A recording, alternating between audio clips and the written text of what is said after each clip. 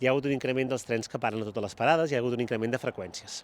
I el que no s'ha incrementat és la capacitat de la xarxa. La xarxa és la mateixa o fins i tot una mica més estreta de lo que era fa 25 anys, i això fa que si vols posar-hi més trens i que parin a més llocs, i fins i tot hem fet alguna estació més, sobretot aquells trens que eren els trens més ràpids, els trens semidirectes, o bé estan obligats a compartir més espai i, per tant, tarden més, o bé directament han desaparegut. I en algunes de les línies veiem que directament han desaparegut els semidirectes, com és el cas de Manresa o de Vilafranca, per exemple.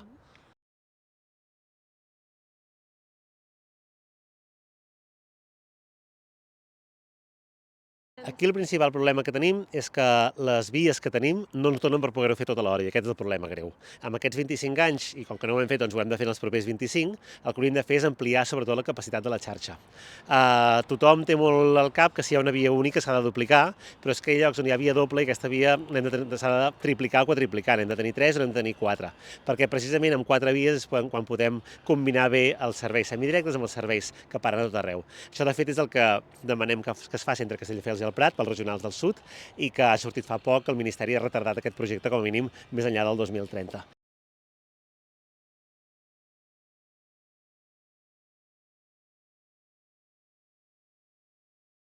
Quan ho hem analitzat hem vist que té alguna sèrie de raons aparentment clares.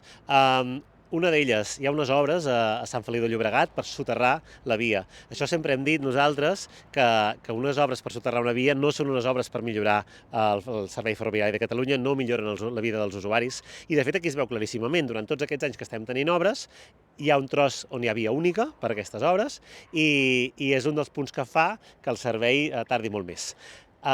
També l'R4 Sud té les obres del corredor mediterrani per fer passar mercaderies.